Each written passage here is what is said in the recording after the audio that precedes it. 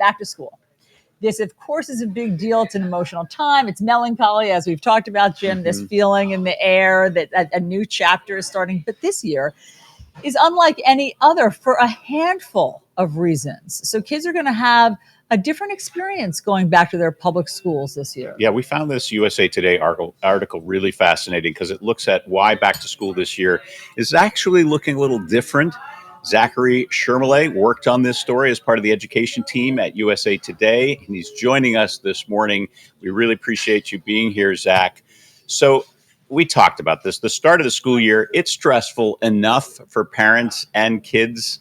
So what are some of the big changes that parents need to be aware of right now, Zachary? Right. Well, thanks so much for having me. I really appreciate the opportunity. There are a number of things. I think there are a lot of controversial headlines that parents are paying attention to right now, but there are some relatively less controversial things that are happening with respect to the federal policy space and other things that are happening here in Washington that I think parents and students should be keeping an eye on. One of them is that school meals are already very nutritious and they're going to be getting more nutritious, already have become more nutritious because the US Department of Agriculture has finalized regulations to ensure that school meals are going to have limits on added sugars and things like cereal and yogurt. And then by the fall of 2027, Ag is also going to be implementing other regulations to put in place more reductions in things like sodium.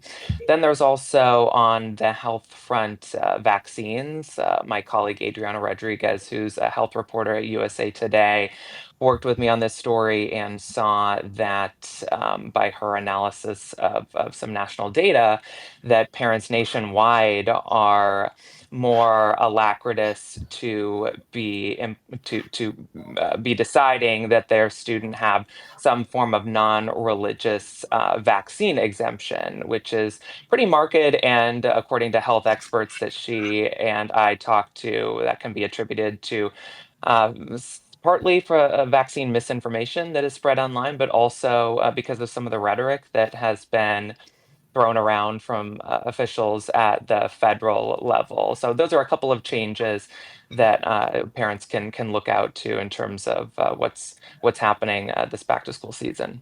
Yeah, you've got the split between the American Academy of Pediatrics and the Health and Human Services Secretary, RFK Jr., about whether young children, should be vaccinated for COVID-19. So a lot of confusion if you've got those young children and what vaccine should I give them before they start the school year? Yeah, I think that the other issue that Zach was talking about is very interesting about school lunches because sometimes those are inedible mystery meat, but they're trying to make them healthier, which everyone would applaud, and lower the sugar in them, which I think that parents like a lot. But it's funny because I do remember an era where, let's say, Michelle Obama was talking about making food healthier, and I remember some on the right when I was working at Fox saying this is the nanny state. Don't control what we eat. If we want a donut, I'm going to eat a donut. And then I would say Robert Kennedy Jr. is changing the dialogue on that. I mean, that's why when you're working as a reporter and as a print reporter, you'll go to a city council meeting, you go to a planning board meeting, but those school board meetings are the ones that get particularly fiery because you're talking about issues that directly affect people's children. You seeing that, Zach? Oh, certainly. I used to be a reporter in North Central Montana, and I hear from my friends who still are reporters there and attend those school board meetings, and they've just gotten feistier and feistier over the years. And I also think part of that is due to the administration's outsized focus on diversity, equity, and inclusion. That's another piece that we looked at for this story. And, the education department really has never demanded as much as it is demanding from both K-12 schools and colleges as it is right now. Back in March, the education department issued some guidance that essentially said every K-12 school in the country, public school, you have to certify that you are no longer going to be implementing any form of diversity, equity, and inclusion program, you have 2 weeks.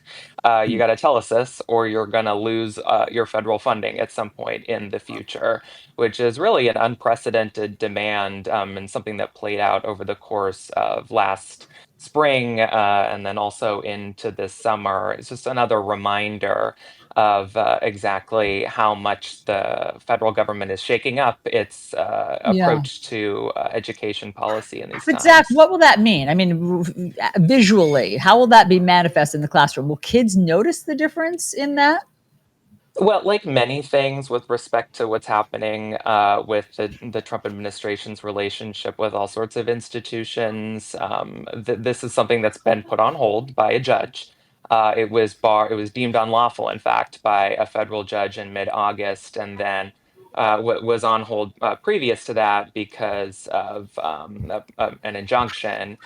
It's not entirely clear, Allison, what kind of effect something like this would have. One, because I say it's unprecedented, but also because, I mentioned that the education department said that school districts and state educational agencies had to certify that they weren't engaging in DEI.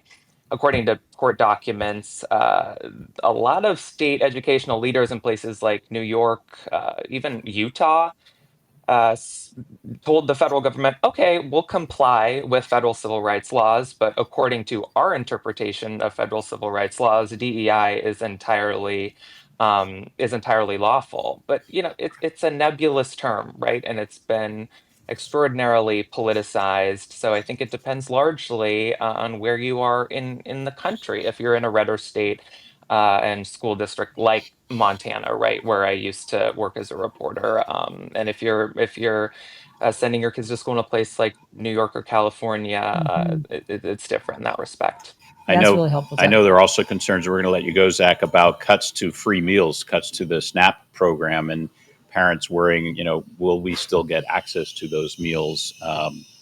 Also, federal grants up in the air from the federal government. So, good luck to you. If you've got kids who are heading back to the classroom, we hope it's a great year for you, despite all of that noise. Yeah, and our thanks to Zach. That was great Yeah. context. I learned a lot there. Brings us to our question of the day, Allison. What's your biggest concern about sending your kids back to school? Is it these cuts to free lunches, vaccine opt outs, DEI mandates, school security?